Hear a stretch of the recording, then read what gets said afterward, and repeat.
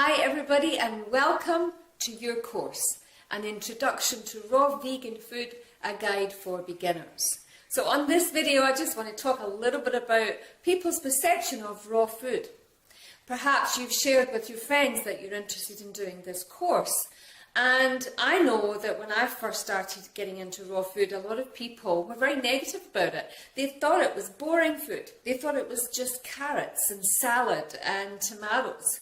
And it's just so not that. There's so much more to raw food once you start to learn about it. So raw food can be pizza, it can be lasagna, it can be ice cream, it can be chocolate cake, all of these things. But it's raw. And it's super good for you. You're going to pack your body with nutrients when you get into eating more raw foods. Nutrients and enzymes are going to slow down the aging process. So I'm actually 50 years old. I don't feel 50 years old. I don't behave like I'm 50 years old. And I have probably more energy than the average 50 years old because I eat a lot of raw food.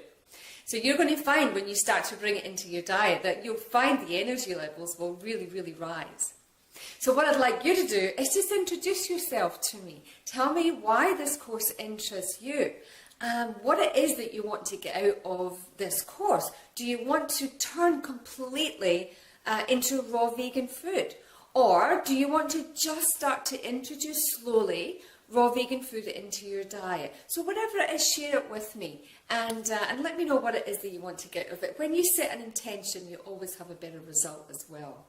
So thank you for taking this course. I really look forward to sharing this time with you. You're going to have a lot of fun with me in the kitchen, and I really hope that this is the start of a new beginning for you, to start and take steps towards taking more care of yourself, because eating is the first step.